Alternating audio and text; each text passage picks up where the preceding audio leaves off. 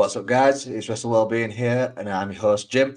Welcome back to the newest episode of the Unseen Battles, where I'm going to be chatting to a very, very special guest today. But before we get into my guest, I'm going to talk about the Hot Tag Foundation. For those of you that have been here before, you know exactly what I'm going to say. For those of you that are new around here, make sure you hit the like button on this episode. Make sure you hit subscribe. Click the little bell icon so that you get notified when we upload. Share this with your friends as well. And hopefully we'll get some more subscribers and some more followers on our Instagram account. So the Hot Tag Foundation is a non-profit organisation based here in the UK that aims to share wrestling with children across Britain, particularly those in need. The way that the Hot Tag Foundation does this is by collecting donations of wrestling items such as toys, merchandise, and other wrestling-related goods, distributing these by packaging them and making sure that these gifts get to the children in need. This particularly happens around the festive season, so like Christmas and things like that. And there's a lot of hospitals around the UK that have a partnership with the Hot Tag Foundation as well. So in essence, the Hot Tag Foundation leverages the appeal of professional wrestling to bring joy and a sense of real life superheroes to children, especially those facing extreme circumstances. I'm going to play a quick 2-minute video, so I hope you guys enjoy this. It's also got some links with some QR codes for the numerous UK wrestling organizations up and down the UK. Make sure you go follow that. But before you do that, make sure you check out this video and this episode because it's going to be a good one.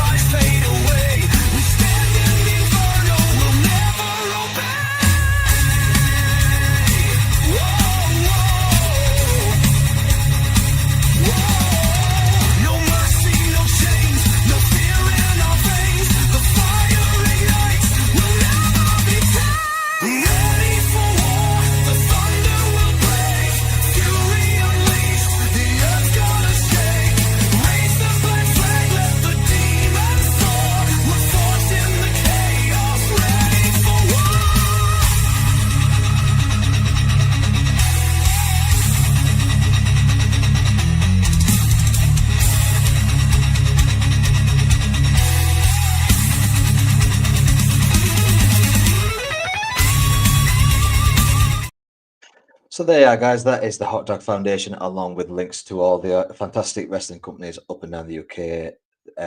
But now, on to today's episode of the Unseen Battles, where we'll be talking to one of the best minds and one of the best wrestlers in the UK at the moment. Ladies and gentlemen, please welcome Miss Skylar Fae. How are you, Skylar? Okay, how are you? I'm very well, thank you. Thank you so much for joining us. Okay. So, obviously, Skylar, I want to start off with the episode as we usually do. What initially drew you to professional wrestling? Is it something that you've always wanted to do since you were a child, or is it something that you later discovered in life? It's something that I later discovered in life. I'd seen it due to a family friend liking it and watching it. But to be quite honest with you, I never really when I first started, I was like, no, won't go near that. And then I met my current partner, and he's the one that got me into it. Started with just watching it and then getting into it, and then him going, "Oh, I'm going to go to this group," and him going, "Do you want to come?" Me going, "Yeah," and then just slowly become more and more of a, "Oh, I don't need it. It's not that much," and then, well, here I am. Fantastic. So, can you describe to us, obviously, your first ever training session? What was that like? Oh my god, I was shitting bricks, to put it bluntly. I was so terrified. I went because my partner was like, "Well, there's not that many people there, and there's another girl there that you can train with." And I was going, no. And it took him. It did take 2 weeks. I'm not gonna lie to you. It took 2 weeks of him going, "Come on, just come on. It won't be that difficult. You don't like it, you never have to come again." And the fact that the first session was free, I really liked that. That really was like a key factor for me. I won't lie to you. And then I went, and I was still scared, shitting, or all of the anxiety terms you can think of, but it didn't feel too odd. I was horrible at everything. Don't get me wrong. I couldn't work out how to bump. It just didn't compute. I was going, why am I going on there? That's gonna hurt. The rolls, even the only one I was confident with was the back roll. Don't ask me why. Apparently that shouldn't be the one people are most confident with. I could not do a front roll to save my life. It took me so long to do a good one. Like, I'm embarrassed to admit that I couldn't do it. And I was awful at everything, but I did something good, and I don't know what it was, but I think my partner convinced me to go for a second time. Be like, "You'll be better this time." And he kept doing that for a few weeks, and that's what made me get better and be like, "Oh, I can do this." But some parts came naturally to me, and some parts still haven't. But it was scary but comforting because there wasn't too many at first. I don't like the crowds. Oh, not the best thing to go into, is it? Yeah, I think you said it perfectly there. But so yeah, what sorts of maneuvers is it that you initially struggled with, but then once you realised how to do the maneuvers, that they weren't actually that difficult, if that's It possible? makes sense. Yeah. Mhm. Weirdly, the back bump, I knew exactly what to do, but I would overthink it a lot. My brain would be like, "You're not going to tuck your head," or "You're not going to do this," or "You can't do it from like standing," and it would overcomplicate it so much. I'm an overthinker to a fault. And then at some point that just clicked, and I've been able to do it. It's a more recent one, okay, like really recent. I'm not going to admit how recent, but it's recent. Was a flip bump. Still not perfect at them, but I've done it and I can do it now. It did take me literally up until like this year to do it, which is a long time, I realized. Because I could do the things that you need a flip bump for, but I couldn't do a flip bump by itself. But then it clicked. Don't know how, don't know when, but it clicked. And since that clicked, I'm like, yay, I can do it. I'm good at it. Wow. Proper like toot my own horn, I won't lie. Things like that, the things that I overthink, or I'm assuming a lot of people will overthink, are the things that really you can't explain it very well. It just gets to a certain point and you go, fuck it. You try it and you do it right. And from that moment on, you're like, yes, I can do it. That's what happened to my brain. It's what happens every time in my brain. Some parts, I won't lie, still haven't got there with it. Some things aren't in my forte. I'm not very good at my lucha rolls. I don't like doing the dives. I won't lie to you. There's something about dive trying to roll too many steps and remembering sequences. That's really difficult to like grasp. But then once you grasp it, or at least grasp a sequence, it's like it just becomes like writing, second nature, I guess. Bit of a shit way to explain it. Yeah, Fantastic. So obviously, when you first started taking those bumps, when you first took your first bump, what was that like? What? Because when I've had guests on before, they've sort of said, when I took that first bump, I knew that this is what I wanted to do. Is that same as what for yourself, or is it different? Probably a bit different, you know. When I Mhm. first took that bump, I went, ow. I was winded. I was hurt. I'm not gonna lie. No one has to admit that. I'll be the one to admit it. I was winded. I left my first session bruised, sore, achy, hated it. Absolutely was like, no, I can't go back. But at that time, I was trying to like get into my fitness stuff again, and that's what made me go, yeah, I can keep doing it, because it made you feel work. That first session, that first bump, it made you go, ooh, this is painful, but is this gonna help me do more exercise? Well, it's stupid. I was there like, ow, I can't do it again, and then because I just couldn't get it, and it was probably like the fifth bump in. I was like, okay, maybe I can do it. Maybe I can do another session. Took me a long time. I was too scared. I couldn't work out the flipping part. You know, from standing to there. It was embarrassing. I'm so glad that there's no videos of me learning it, to be quite honest. If there is, I hope I can delete them before they get out. We may have to get in touch with your partner and ask if he's got any. I hope not. He would show you all of them. I wouldn't be very happy with him, but he would show you all of them. Definitely need to get in touch with your partner then. So, obviously, so far in your career, Skylar, what has been for you the most memorable moment or match so far? Oh, that one's a tricky one, you know.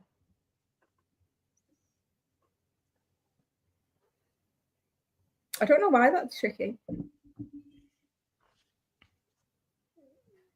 Weirdly, I'd say the most memorable moment / match, like that type of thing, would be my last show that I did. Because up until that point, I still was, I won't lie, I was still terrified to leave like the backstage area. Mhm. But there was something, I just went out. Granted, you can tell on the pictures I look crazy, but I had the confidence, and that was the most memorable part for me, because I went out and I was like, no, I can do it. I'm good at this. I'm not bad. And yeah, okay, there's a few fuck ups in the match, but matches do have moments where you kind of get a bit flustered. You can't plan everything to a T. You can't know what's going to happen when all the time. But overall, it was great, and it had such a good pop. Like the things that I did and the ending, that it just all felt like it's a moment that sticks in my brain. It makes me go, wow, okay, maybe I can do this a bit more than I thought I can. And it was a proper happy, you know, wholesome moment for me, I guess. Fantastic. So, obviously, you said that you mentioned that you got into wrestling a bit later on in life. When you were watching wrestling with your partner, who were some wrestlers that sort of like jumped out of the screen for you? Who was it that you sort of like base your character upon? Okay. Now I'm having to remember that might be the difficult part. Okay. He's gonna watch this, and then he's gonna tell me I was completely wrong about what I said. I'm gonna go with what I think though. Yeah. I think I really weirdly, I liked Becky Lynch because Mhm.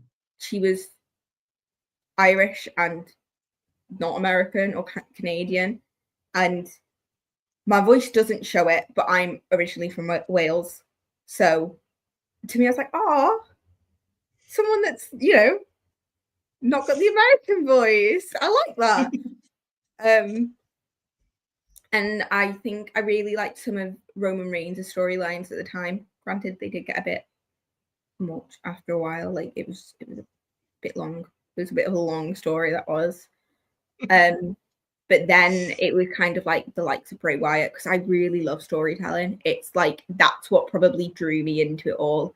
I'm a musical theatre nerd. I did musical theatre when I was younger. I did dancing when I was younger. So that's what really made me go, wow, like eyes open like a child. I was like, oh my gosh, this is amazing storyline. Same with like Lexi and he showed me all the old videos of the Firefly Funhouse and all that stuff. And I was going, oh my gosh, this is amazing. And you showed me some of the old footage, and then weirdly, like, because he really liked The Undertaker. He still does, but you know. And he showed me how it can be shown in that way too. And I was going, oh my gosh, this is amazing. Wow. Because it was like a storyline without necessarily having a specific storyline. Mm-hmm. So basically, anyone that had a good storyline at that moment in time, I was going, wow, this is amazing. Or anyone that, when you look at, you go, how do you do that? Which is why I think I like Becky too, because my brain couldn't understand how she does the manhandle thumb. It just, I looked and went, I can't do that. That's gonna hurt. Same with like Alexa's like flippy stuff off the top rope. I'm like, I can't do that. That's scary. And because I felt like I couldn't do it, I got so drawn into it. But yeah, those are probably like the main handful I can think of. Yeah, I think. Absolutely no problem. I'm really glad that you said Bray Wyatt, because Bray Wyatt's one of my favourites too. Oh, absolutely. Always. Bray's like, still is. Yeah. Will always. So, can you explain to us, how do you prepare for a match, both physically and mentally? I need to work on my mentality wise, I won't lie to you. Because most of the time, I'll go from going, I can do this to, no, I can't. Yes, I can. No, it's, you'd think I'm on a roller coaster. I know it's not a fun one. It's just up and down. So I am working on that, kind of. So I'll like mentally work out what's going to happen throughout the match, remember the different stages of a match, to like the lead up of it, kind of up until like the match itself. Probably like an hour before the match, I'll like sit down, take a minute, try and remember to eat something, not something big because I don't want to throw up in the middle of a ring because that's embarrassing, but have something to keep me going, have something like to help me just get ready. So I'll go and use that like hour beforehand to just literally get myself ready, get in the zone, do some warm-ups. Physically wise, I go to training every chance I get. Or if I'm really sore, I make sure to take, maybe if I've got a match on the Saturday and I've got a really heavy training session, usually on like a Thursday, if I know I'm going to be really tired and I'm going to be really achy from it, I might give that session a miss so I can make sure that I'm not injured for the match, because that's not fun. But usually I'll try to go to like the sessions towards it, so then I'm not going to be sore when I'm in the ring and my stamina's not down. And physically on the day, I kind of just use like all of the building the ring to warm me up. I won't lie to you, because they're heavy and I'm still very weak. I don't like doing upper body day. What can I say? That it's my flaw. But yeah, it's probably try to train, try to be positive, but also have like that time to myself to relax just before, so I'm not going in super overthinking. That's not the right term. No worries. So, when you are doing training and you obviously go to your classes, what's your favourite move to do? My favorite move depends if it's one that I'm trying to learn or if it's one that I just like doing because I can do it. Okay. If it's one that I can, like doing just because I can do it, it's usually, I'm not going to say the names right, am I? I make my own names up for things because I wasn't into wrestling when I was younger, and I'm really bad with names. So That's fun. I would describe it as a spinny armbar. That's not what it's called, and I know that's not what it's called, but that's how my brain pictures it. I have also got a name for it, but I don't remember it off the top of my head. You're trying to work out what it is now. It's really funny. Essentially, I go into like, a running head scissors. Okay. Spin around, and instead of them landing, I'll grab their arm into a Fujiwara armbar. Okay, yeah. I call it the Skylock. That's what I call it. That was really big brain fart. Yeah, call it that. But essentially that's something I really, really like doing. Or the a newer one that I love doing is I can't remember the name of it. Oh my gosh. Oh, this is embarrassing. You know, Pop Rocks. I'm just going to refer to it as Pop Rocks or Code Red, whatever you want to call it. I like doing that one recently because I've worked out the mechanics of it, and if I do it quick enough, it looks really good, and I really like doing it. I did see the video of you training to do that one actually, and it does look really good. Yeah, I was a bit too close with my head on that one, but I just haven't. The show that I did it in recently, they put a video on, but I've been neglectful and I've not added it to mine yet. I will. I just keep forgetting. I say I will. Using this as my someone will just pull it up. No, you said you didn't do it. Just click this bit at Phil. Yeah, but if it's one that I'm trying to learn, I'm trying to learn how to do a pump handle suplex, I think it is, because I want more of that stuff in. Yeah. But I also want it to be things I can do because I'm not that strong. I can do a suplex, so surely a step before, just a step past. But that's one that I try to do whenever we get a chance, and I feel like I have the energy and mentality to go, I can try something new. Okay, sounds fantastic. So far in your career, what's been the biggest challenge that you faced aside from mental health? Weirdly, it's probably getting on shows and getting bookings. Mm-hmm. I only recently moved to where I live at the moment. I used to live in basically the top end of Wales, and it's a lovely place with lovely people, but there's not many promotions there. And it's really hard to get yourself out there when you can't network, I guess. And so I found it hard because I wasn't the most confident person. I find it hard to really get bookings outside of obviously my original training group and stuff because they know what I can do, and it was kind of like a little bubble for little not confident me. But that's still something that I'm struggling with. I'm getting more confident with it, obviously, but getting the bookings can be really difficult at times because if I can't make it to wait maybe a training session for a promotion, sometimes they don't want to book you as much, and I get that. They want to know what you can do. They want to see what you can do before they book you. Mm-hmm. But sometimes that's difficult to do. So it's trying to find the balance of getting bookings, but also making sure that they are confident in you, so you're not going in with them going, are you sure we should book you? And you're going, yeah, please.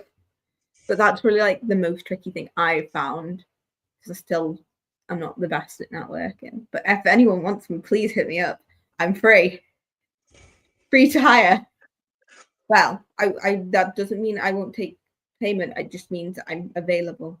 I'm bad with my thought I'd save myself a bit there. Fantastic. So how would you say that your wrestling style since starting has evolved up until now? It's went from not having any idea what I'm doing, literally no clue at all. I was just going, I like that, I like that, I like that, I like that, to actually having stuff that I can somewhat use together. It's went into more things that fit me. I'm small, I'll admit it. Some people don't like admitting their height. I'm quite small. I'm only 5'3", 5'4". So I try to make sure all my moves I can use to that advantage. Mm-hmm. I know that if I get put with someone bigger than me, I'm not going to be able to power them in a move. It's just the fact. If I can, I have to catch them off guard. meaning I need to make sure most of my moveset is quick, snappier, something that'll kind of knock them off guard and cut them down to size, I guess. Whereas before, I was kind of just learning whatever I could, whenever I could. And then when I actually thought about it, I was like, I'm never going to be able to scoop slam someone that's like twice my size. I don't even know if I could lift someone twice my size, to be quite honest with you, into a scoop slam. But I kind of went from, okay, maybe I shouldn't learn anything for the sake of it. And maybe I should try and figure out what to pick and choose. Because, yeah, I don't want to do big power moves to someone if they're taller than me, because I'm going to get absolutely bopped, to put it bluntly.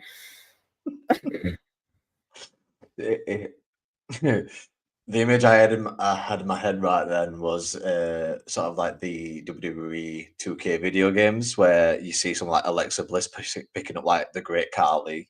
Exactly. And as much as I would love to do that, like I said, don't have an upper body. I have a lower body. Amazing. Do not have an upper body. I complain over the slightest bit that I have to do with my arms, because I'm not. I've done it a couple of times, but because my partner's taller than me and heavier than me, but I don't enjoy doing it. It hurts. Like, I forget to breathe while I do moves to someone that's a lot more weight than me, because I'm so focused on like getting the move done that I forget until after I've done the move. Luckily, they're not up there for long. They're like maybe millisecond. Can't really hold them much longer than that. But so yeah, I've tuned to snappier, quicker, less lifty. Absolutely. So, got a few Instagram questions, and I've also got some quick fire questions for you. Okay. So, very good friend of the channel, Liam from Magic of Wrestling, asks, "What's the best thing that Dean Allmark has taught you?" Oh, that's so difficult because he's taught me so much. Oh, we learned a combo. We learned a load of combos, but there's a specific one that I really like that involved like leg sweeps and then like a pin, and then what was the second part? He basically showed us a pin sequence, and it just made sense. It was quick, it was snappy, and it like involved trying to roll out of moves, and to my brain, it was just like gold dust. I can't remember the exact thing. If I was doing it, I probably would remember, because I'm talking about it. It's if I think about it, I'll forget it, but I'll remember it when I need to remember it. But he's also taught us like reversals, like wrist lock reversals, and like the waist lock reversals, and just little. There's just so many. He's just taught us so many like little sequences and snappy things. I can't pick one. I just can't. That you could use in each scenario. And like, to me, I just would have never thought of it. And then he shows us, and I'm like, oh my gosh, that makes so much sense. That's so much better than what I've been doing. I've been looking like an idiot, just going, okay, let's do my basic ones. And then he shows, I'm like, how? He'll go through it. I'll be like, so how did you do that? It's gonna bug me. I'm probably gonna comment in this video later. I'll be like, the name of the reversal is this, or you have to send it to Dean, and then he'll have to message you back saying it's this. He'll probably go, you should remember this. And I'll be like, I'm so sorry. But yeah, how's he taught us so much? Still is, but you know, I can't pick one. I'm so sorry, but that general vibe. Absolutely. So obviously, I'm going to put you on the spot here, which you might not like. But of the entirety of the UK wrestling scene, if you could pick 3 opponents to face off with, who would they be? Oh, that is putting me on the spot. 3. Okay. I really want to do a match with Decca. Oh. I just like her style, and I think there'd be chemistry in the match. Same with Saxa. I really like Saxa, and I feel like that would be a fun one as well, if that makes sense. Same kind of reasons as Decca. Weirdly, I really want to do it with. I'd love to have like a match with Holly Barlow too. Mainly because she's someone that, when I was looking more into wrestling, that I kind of was like, oh wow, I really like that type of character, that type of vibe, that type of style. And she's someone that I mean, I keep up to date with a lot, but she is one that I currently like follow like quite a lot. Oh, but I could have also said Hannah because I really like Hannah. This is what happens when you put me on the spot. You've got four. You can't have three. You can have four. I got my three straight away for you. So my first one was Drew Ashlin, who was a very good friend of the channel. Alfie and Dee Dee. Yes. Yes. I think that would be an amazing match. And then the final one is Miss Maddie Morgan. Yes. My brain is trying to remember names to faces. It's slow, but I think I'm able to do it.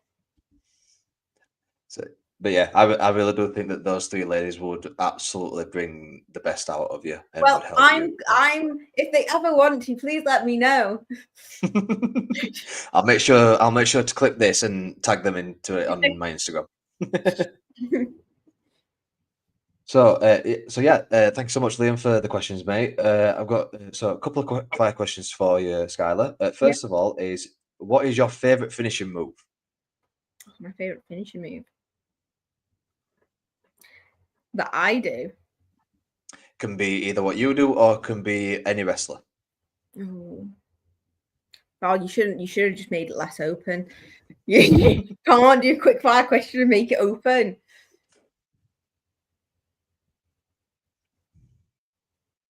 You know what, right?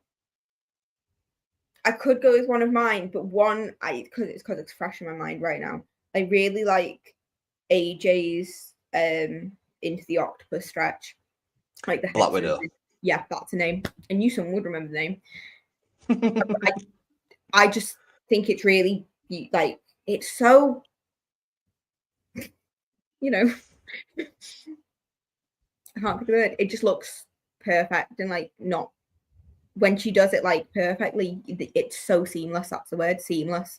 And it's that type of stuff that I want to be able to do, but I don't trust myself to be able to do it yet. Because I feel like I'm gonna end up ass over tit, and I don't really want to. I'll be honest. But I look at it, I'm like, wow. Oh, brilliant. Sorry. So yeah, next, what is your favorite entrance music of all time?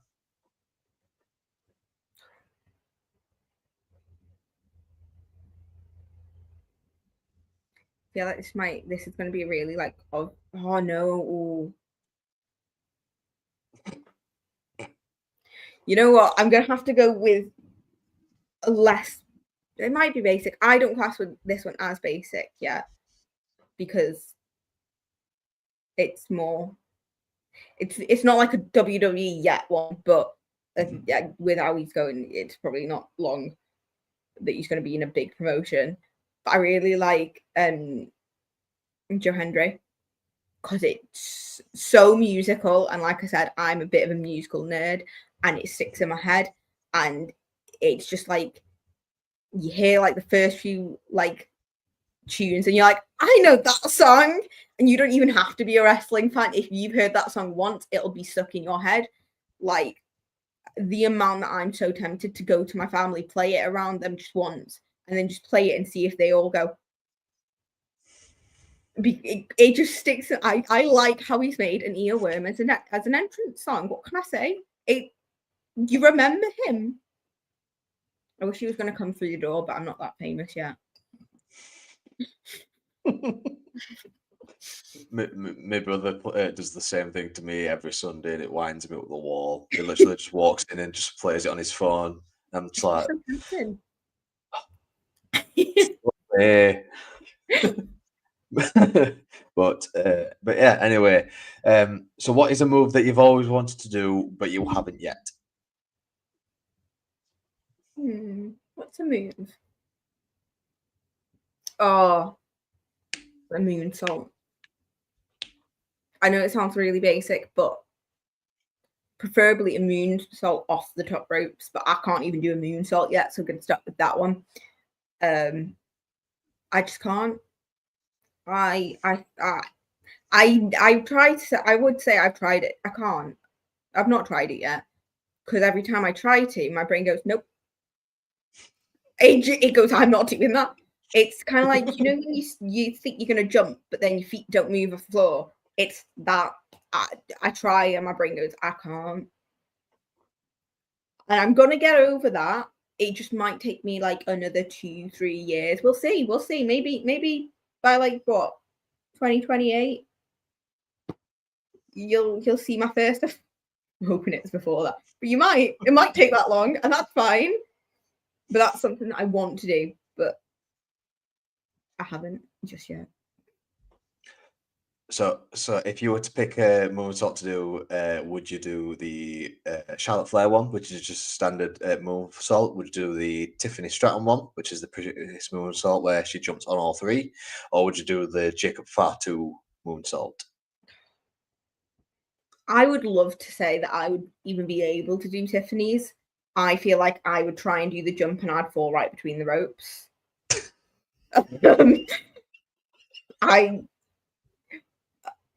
In an ideal world, that would be the one. But currently, if I can just do a normal moonsault, I'll be really proud of myself. But ideally, to be able to do the jump would be like so proud. Be like a proud mum to myself.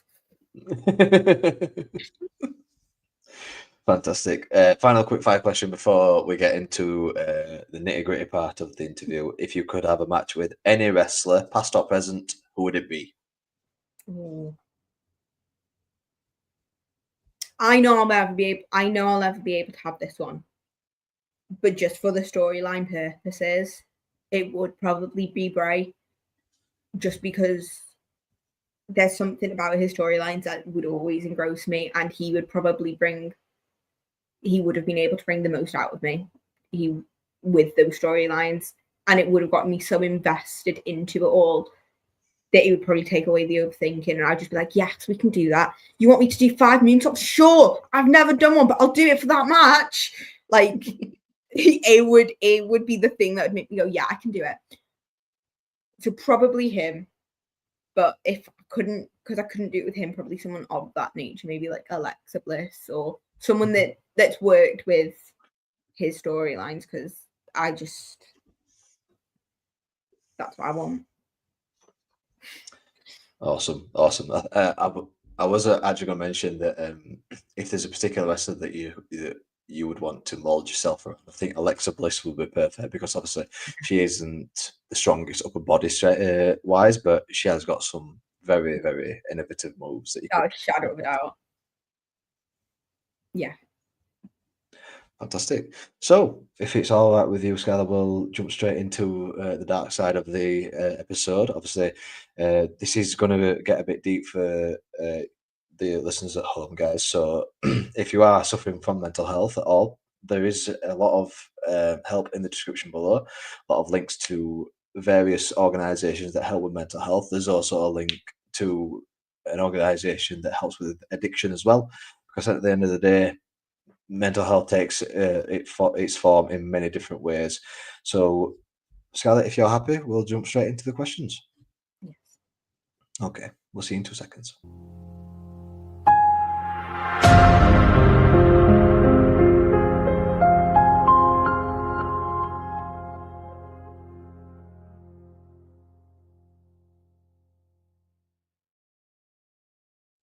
So, Scarlett, can you share with us your first experience with mental health? Probably the first one that I'll probably remember was when I was a teenager or like a preteen. Mhm. It was kind of to the age, where kids start to become mean for like no reason other than to be mean, and to kind of make you feel different.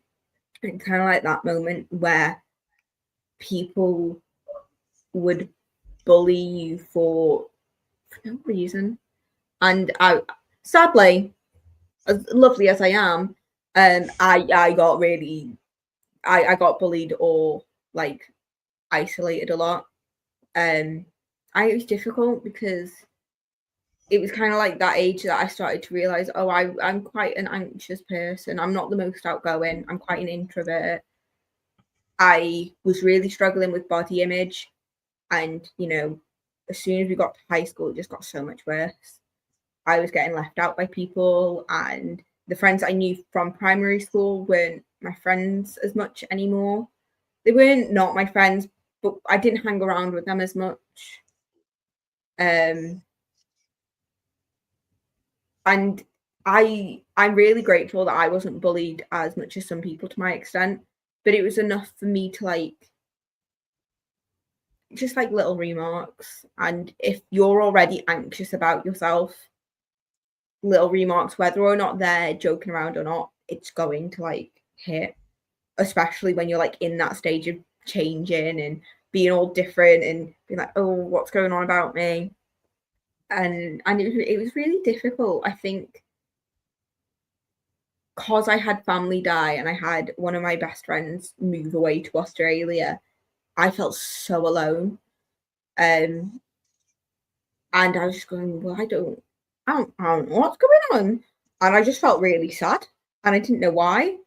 And it just felt like it wasn't going to get better. And that's so difficult because you don't want to tell your family about it. You don't want to go to your parents when you're a kid. I feel really sad. I feel really anxious and tell them about these negative thoughts because you just don't really know how to. At least I didn't. Um, and I guess it was just kind of, I couldn't pinpoint exactly when my first experience was, but you could tell it was kind of molding from then. And I won't lie to you, it's been something from that point that I've just branched out and I struggle with to this very day. It's never gotten necessarily better. It's gotten easier at times and then harder at times. And yeah, it was a tricky situation, the first experience, because I didn't know what it was. Mhm.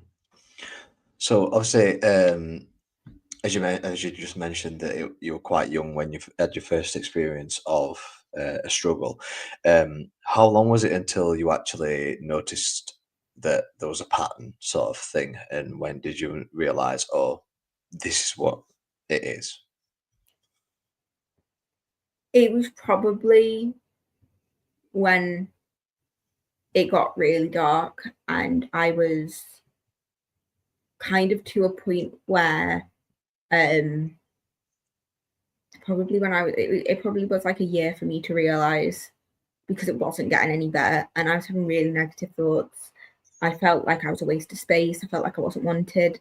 I was hurting myself. I was not in a good place.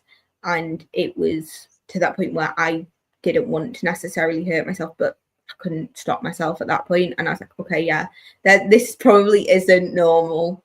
This probably is more. And okay, I won't lie, I still didn't tell my family because it's embarrassing.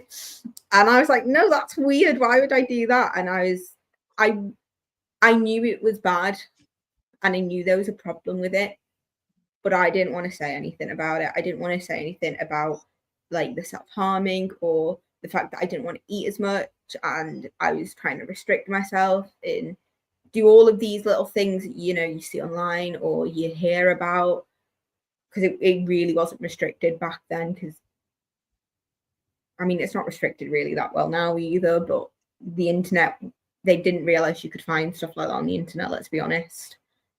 And it was probably around year 8 onwards that my brain went, okay, this is a problem. and it could get worse. But yeah.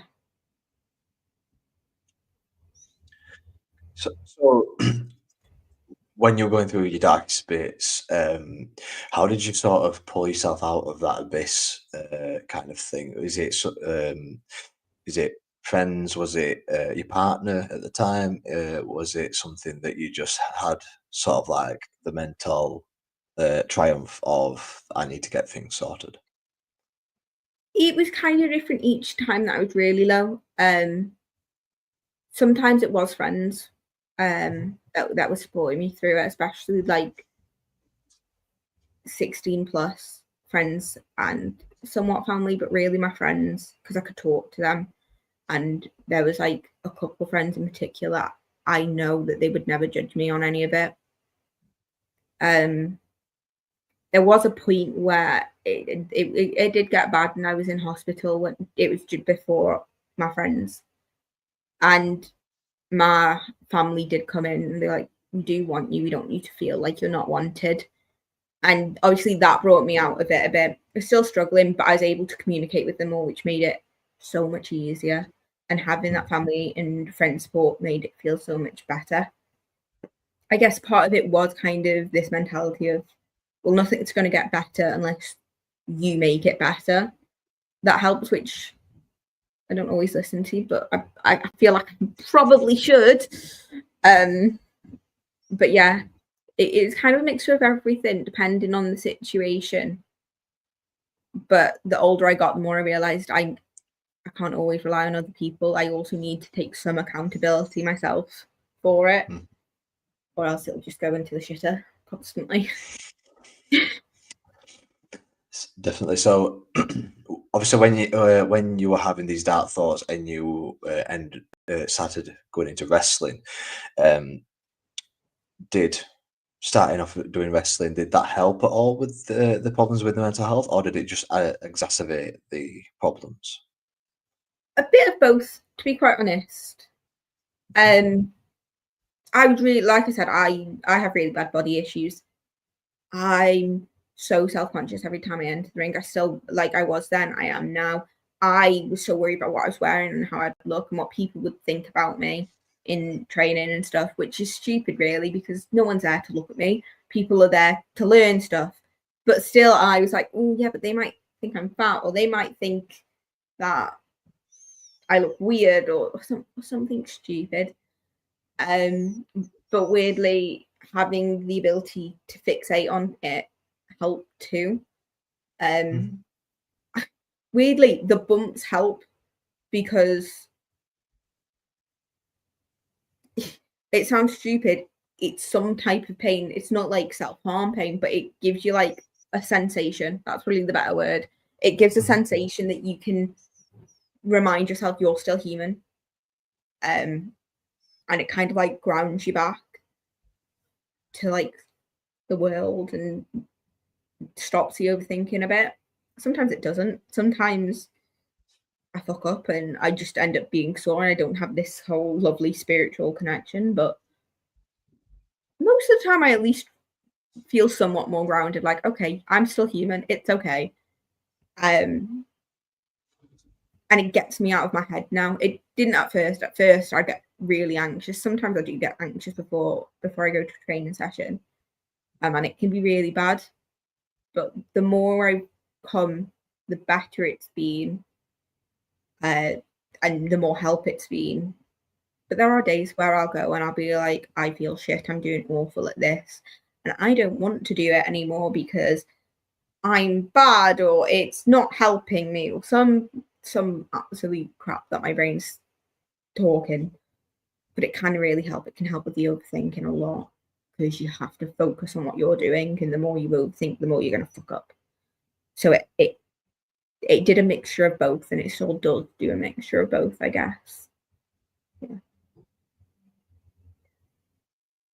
Yeah, definitely. So obviously, when you're at training and you're having these negative thoughts about yourself, is there someone at training that may notice this? And has anyone said anything? Has anyone offered advice when you potentially have made a mistake? Um, I feel like because I've only moved at the beginning of the year, I found it really hard. I suffered, like, I'll be completely bluntly honest, I suffer with really, really bad anxiety, like doctor level chronic anxiety, really bad social anxiety.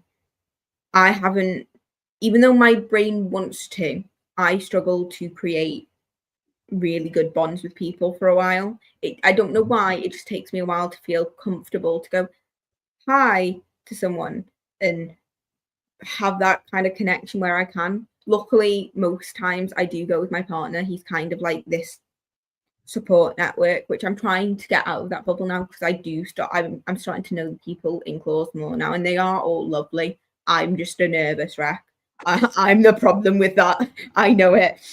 And so I am starting to come out of my bubble.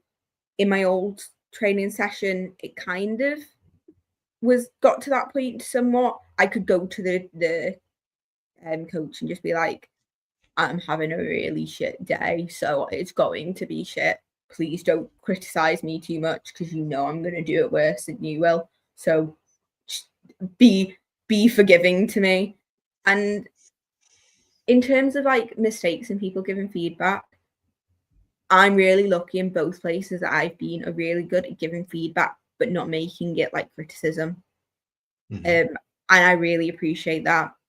Like I thrive off of like having positive feedback and affirmations, but also like helpful, constructive feedback.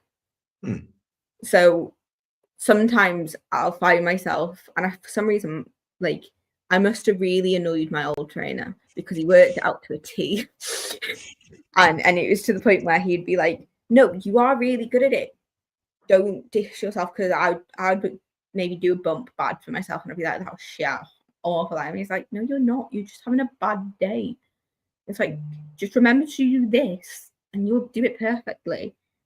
And I won't lie, most of the time, because he's reminded me I can do it. Dean does it a lot too. Quite a lot of the trainers do, which I'm really grateful for. They'll go, you can do it. And I'll go, okay. Not believing that I can do it. I won't lie. Most of the time, like, you can think that, I don't. And having that then, and then doing it and then going, see, you did it really well. This time, try doing it this way and it'll look better and it'll feel better.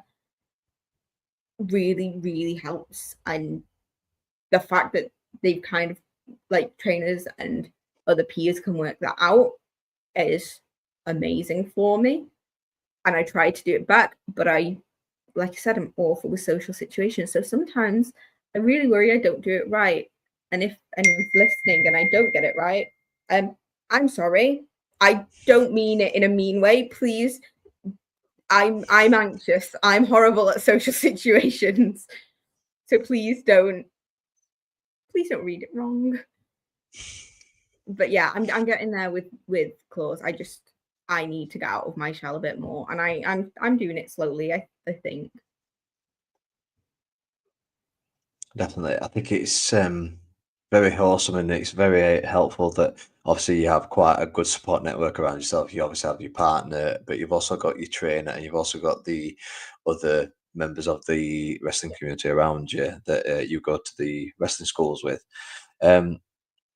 So has there been a particular moment or a period in your career so far where your mental health struggles have felt particularly overwhelming, and how have you dealt with those? There's been a couple. And it's been difficult. I won't lie to you, when I talk about when I find out sad things, sometimes I laugh or sometimes I make a joke out of it because I don't want to feel sad or or how that feels.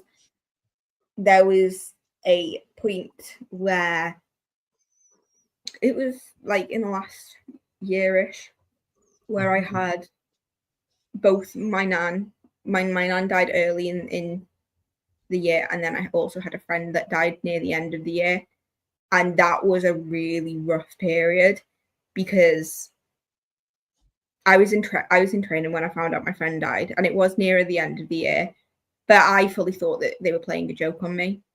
I know that sounds really fucked up. Okay, I understand that.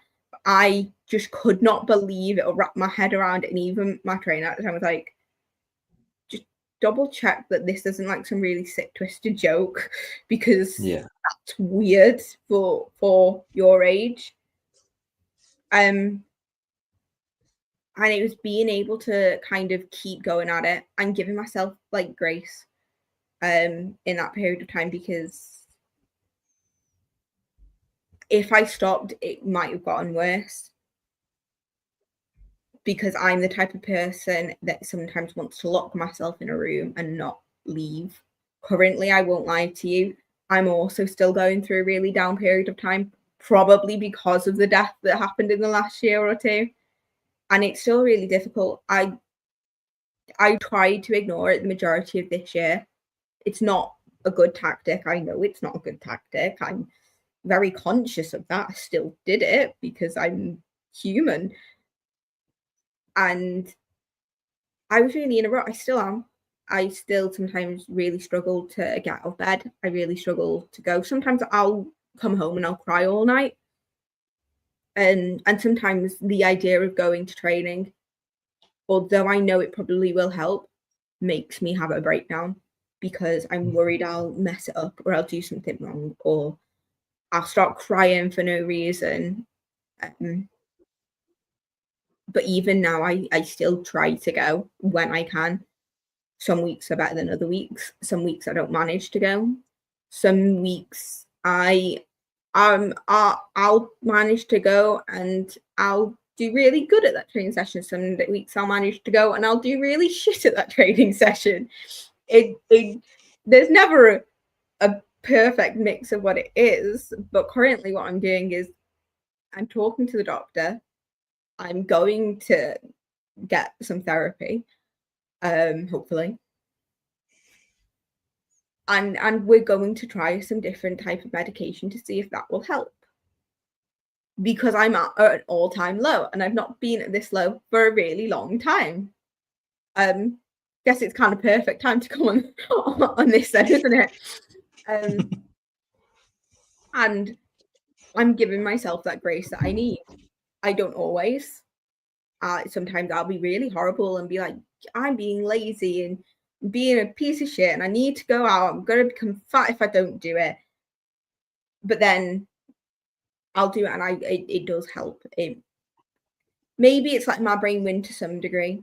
Maybe me going is my brain going, okay, well, you've done some exercise, so it's fine now. But I'm also surrounded myself with other people. And you kind of, it can somewhat help. I don't always talk to everyone because that's a lot if you're struggling. Or at least for me, it's a lot. But being there and being able to somewhat do my normal routine honestly makes a world of a difference. But yeah, definitely that's how I get myself out of it. I go to a doctor if I'm really, really struggling. I talk to people that I feel comfortable confiding in. And I try to keep as much normal as I can while also giving myself that time to like crash if I need to. If I know that I'm going to come home and crash, I won't lie to you. I can't go to this training session because I'm too mentally exhausted to remember to tuck my head. I'm not going to be safe. I'm going to wait this one out. And yeah. I think it definitely shows a very high level of maturity in yourself that you identify when you're having a problem, when you're having bad days, and that you know that you shouldn't go to certain training sessions because you know that you won't be safe, sort of thing. So that's really, you've got to give yourself a lot of credit for that, Skylar. You really have. Little pat on my back. Definitely. So you mentioned briefly about some coping mechanisms that you have when your mental health is the worst. Can you elaborate on some of the other strategies that you've found that help with tackling your mental health when it's at its worst? This is going to sound like a really weird one. Because of my anxiety and sometimes because of like dark thoughts, but primarily my anxiety, because that is like so it's constant. I like to fidget with things, and that's why you've not seen these unless they're like moving. And while I've been sitting here, I've been like fidgeting, I've been playing with that part, this part, because basically I self-soothe myself. I you know, like what you do with a baby where you rub their back or you give them a little like tummy rub with a dog or similar things, you soothe people. That's one way that I soothe myself. I'll like rub my hands or I'll rub my knuckles. It's embarrassing to do in public sometimes, but I do it. Sometimes I'll buy things as well that'll help, like soothing stones. There's a certain name for it, but you've probably seen them. They're just like a little stone with like a little indent in where you can rub your thumb out. And one that I've currently got sitting on the table, which helps if I'm overthinking and I'm having maybe really negative thoughts, which doesn't happen often. But if it does, I like to be prepared. Or if I'm feeling angry, because with my depression, sometimes I'll just feel overwhelming anger, and it won't be because of a situation. It's usually because I'm fed for feeling upset. So my brain goes, fine, you can be angry.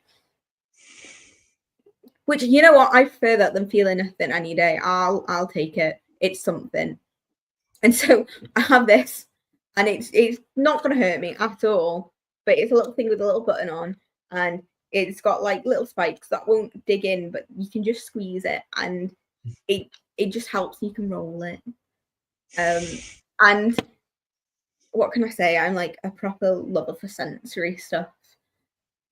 So I'll have like little tools that can help me if I'm really struggling. I should say deep breathing. I try to remember to do deep breathing. I'm really bad at doing yoga and meditation though, because I cannot stop the thoughts. They're too, I could literally go from thinking about a pumpkin to thinking about a water bottle to thinking, oh, I need to go and clean the toilet, or I need to go and walk to the shop. So even if I try to meditate, it doesn't work. Ends up me making a list of things I need to do. So I try to do deep breathing if I feel like I'm having a panic attack, because that helps then. But most times out of 10, it's distractions and fidgety stuff and exercise, I guess, things that distract my brain, because that seems to be what works better for me rather than sitting with the emotion. No. Yeah, definitely understand where you're coming from. I tried meditation once myself and I just fell asleep. Yeah, all that happens. It just doesn't work for us. It's not an us problem. It's a meditation problem. Exactly.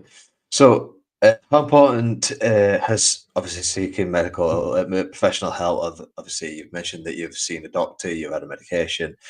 How important has that been for you for your mental health? We'll find out. We'll see if the medication works. Reaching out to a doctor did. It was like a critical point. I was debating it for around 2 months, because even though I'm really big on people looking after their mental health and how important mental health is, because I love psychology and it's something that I'm really passionate about, I'm a bit bad about it myself, meaning I don't always do what I know is the right thing, and my brain still sometimes struggle with the idea of needing to have that help.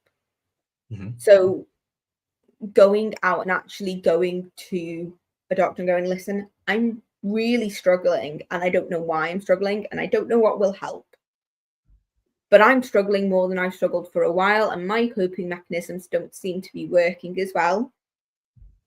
It kind of felt like a weight was lifted off my shoulders, because it wasn't as if I'm carrying it around by myself. Because I talk to my partner about it all the time. He's amazing. He'll listen to me. But it's really hard sometimes to feel like, even though I'm talking to him, I'll still feel like I'm alone. And it was never a him problem. It was here. It was all me. And I'd have to explain this. It's not you. It's my brain. It's not me. It's my brain. It won't let me feel like you're here and you're with me. And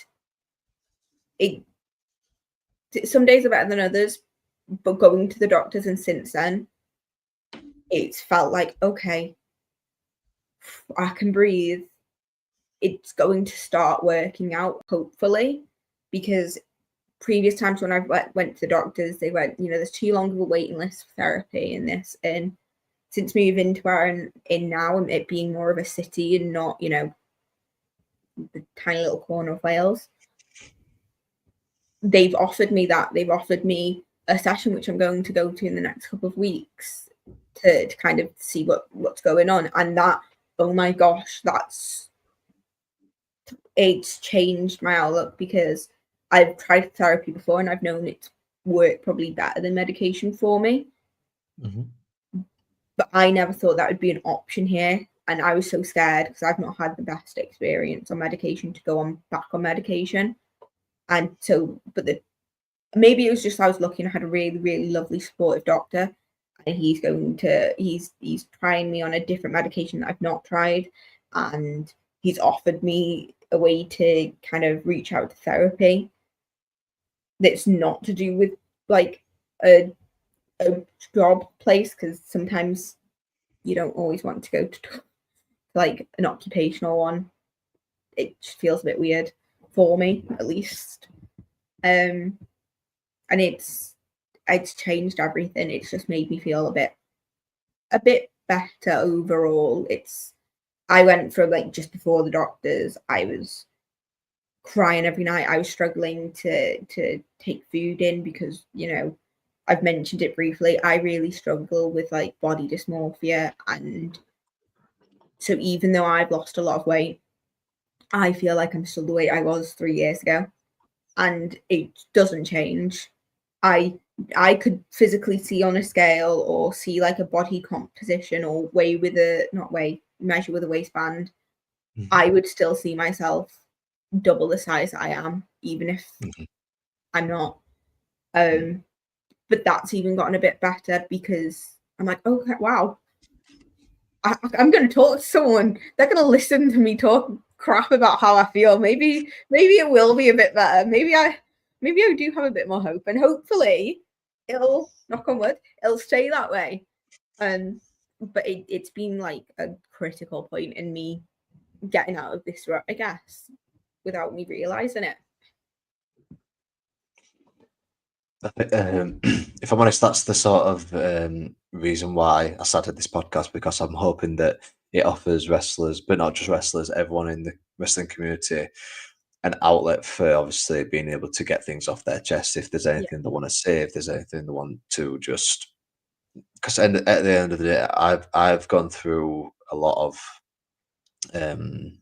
bad mental health problems and what have you. So this is the sort of thing that this podcast is basically for. So if you want to have a rant, you absolutely feel free to have a rant. I say this to basically every guest that I have on after the show, but I'm going to say this now. If you do ever feel as though you need someone to talk to, I'm always here. If you ever need to talk, I really do appreciate that.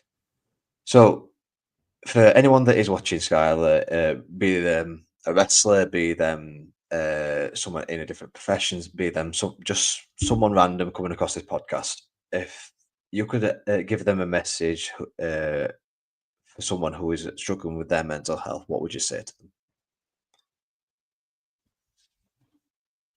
I'm going to say something that I wish I said to a friend that I lost because of mental health. I would have said to them, please talk to me if you're feeling sad, and don't be afraid to talk to someone. It's okay to feel sad. However you're feeling right now, it's okay to feel that way. There's no negative or bad things with feeling sad. It's an emotion. You're allowed to have that. And if something doesn't feel right, try to talk to someone. please reach out. If you don't want to talk to someone you know, there's hotlines. I've used hotlines, and I volunteered in things similar. There's Shout, for example. If you're not one that wants to talk on the phone, you can text. And there's talking platforms. There's so many different platforms that if you're in a crisis, if you are struggling, please reach out to someone, because we all want to see you here tomorrow. We want to be able to laugh with you, to sing songs with you, because no matter how bad you're feeling, there's nowhere else to go other than up. It was, yeah, probably kind of that vibe. Yeah. Definitely, that's absolutely perfect advice. Got a comment from Liam from Magical Wrestling, who's put it perfectly that it's okay to talk, and that is exactly perfect to talk. That We've is the got message of. Yeah, that is basically the mantra of Wrestle Wellbeing, guys. Like Liam says, it is okay to talk. Fantastic advice from Skylar. I really do appreciate it. So, how do you believe that the professional wrestling industry can better support its performers' mental well-being?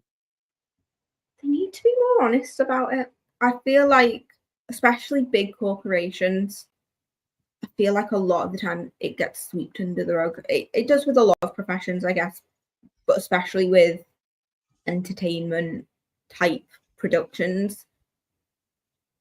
It's tricky, it's hard. You can't do your job. And it is like a job, whether or not you're starting off or you're big and you're doing like AEW, New Japan, or WWE. You're still a human. You still have emotions. You still want to be able to be treated the same way you would if you're just a stranger on the street. And people don't always realize that. And I feel like in most workplaces, they will have something for staff well-being. Why can't wrestling do the same? And don't get me wrong, I'm not saying, okay, you need to take us out for meals, you need to do this. It literally could just be something as simple as once a month doing something where you can go either out as a group. Just some places do walks as a well-being in like professions. Don't get me wrong, I might not go to a walk exactly, but to meet up, basically, talk to people. Even having maybe someone that you could talk to specifically, like having certain people that you can kind of go, hey, listen, I'm really struggling with this at the moment, and I don't want to go into it too much, but just so you know, especially with like bigger training schools, I went from a training school where we only had one session a week because it was just a smaller area that we were doing the training in, to go into one with 4 days a week with multiple trainers, and I only had like 2, maybe 3, but usually they were all there because it was only that one session. Most of the time I was trained by one person, and so to me, I found it so much easier to go, hey, it's a difficult day. Whereas, although I am getting more comfortable with this group, I don't know who to necessarily say that to, and I assume that they talk because, well, I don't know, my brain just does. But if I had someone to go to that I could go, hey, could you just let everyone know I'm having a difficult time at the moment, and if I seem off, please don't think I'm not trying. It's just I'm giving you as much energy as I physically can without it burning me out, would make the world of a difference, I feel like. And they need to probably talk about it more on socials, post about it, spread awareness. Don't just kind of shovel it under the rug and just hope that it doesn't all spill out one day. Definitely fantastic. Thank you so much. So, as we start to wind down, Skylar, I want to ask you, what are your inspirations and goals within professional wrestling for the future? I'd say that my main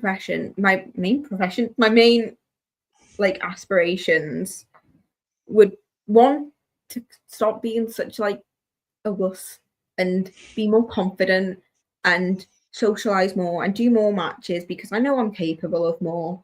I just need to stop hiding and trust myself more and eventually get to a bigger stage, hopefully get to something bigger where I can kind of make something more of myself. Like professional wise, that's kind of what my aims are more at. But it's also like to kind of still use it to do what I'm doing now, make me as a person more confident, make me feel better.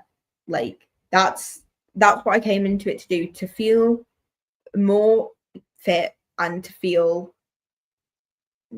like more social and find a group of people that I can connect with. Mhm. And so two different types of goals, but those are probably my main areas that I kind of want to keep working towards and get to a point where hopefully they'll combine. But yeah. Definitely. I'm going to reiterate what we said at the beginning of the podcast. Mentioned Drew Ashling, Saxa, Alfie and DD, and Manny Morgan. Definitely want to see those matches with yourself, Skylar. That'd be absolutely awesome. So, um, if any of those ladies are watching this, if you want to get in touch with Skylar, make sure you get in touch with her on her Instagram. And yeah, let's get those matches sorted. I think that would be one hell of a match. So as we come to the end of the talk, Skylar, first of all, I want to say a massive thank you for obviously for you opening up so freely about your struggles and everything like that. I know it's obviously been very difficult for you to talk about. We like to try and end the podcast on a bit of a lighter note because obviously it can get quite dark. This type of thing. Who is on your Mount Rushmore of wrestlers? Oh, oh, this isn't who I think it is. You might be able to ask for those videos if it is. Oh, that's hard. Well, if it's your partner, if he wants to come in and give his Mount Rushmore of wrestlers as well, that's fine. Oh my gosh. Right. Okay. Bray Wyatt's gonna have to be on there.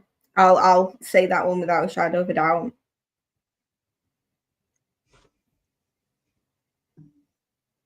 Oh my gosh, this is too difficult. I feel like this isn't a fair question. I can't make decisions, you see.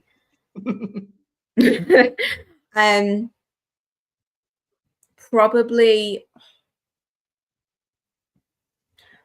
I can't remember her full name. Willow from Willow AEW Nightingale. because she's more of a newer addition to it, I guess, but she really helped me work on my body confidence, I guess, and confidence in general and being like you and happy and, you know, all that.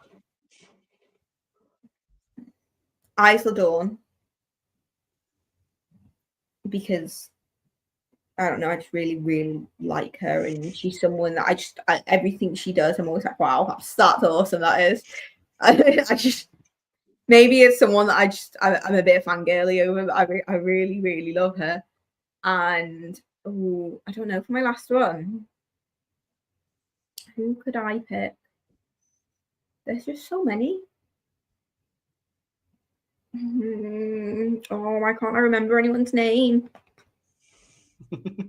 Oh, you caused me to have brain fog. I'm gonna blame you for the brain fog. I'm trying to pick one that like I watched, like maybe Randy Orton, because I always get happy when he comes out. I'm like, yeah. Especially he just feels like he's improving as he gets older and he's getting more carefree. And I'm like, how are you doing that? Don't know if it is. keep Yes, hearing. definitely a very good Mount Rushmore. Got last couple of comments from Liam Magical Wrestling, who says that he's going to be there to see Skylar vs. Drew,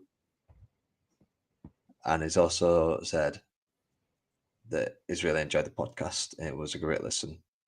Thank you. So yeah, that's it for today's episode of the Unseen Battle, guys. Thank you so much to Skylar for coming on, and again, I really do appreciate you opening up as much as you have done. We'd like to end the podcast with the guest. So Skylar, feel free to plug anything if you want to say anything, if you want to give any advice or anything like that. The floor is yours, and then we'll end the stream. Please talk to people, and don't isolate yourself too much. As much as I know sometimes that's easier. But also, I'm going to try and remember to post more, and maybe I might post some mental health stuff on there too. But I need people to hold me accountable, so I'd really appreciate maybe a follow or just a few likes every now and then, just to remind me, because I'm a bit forgetful.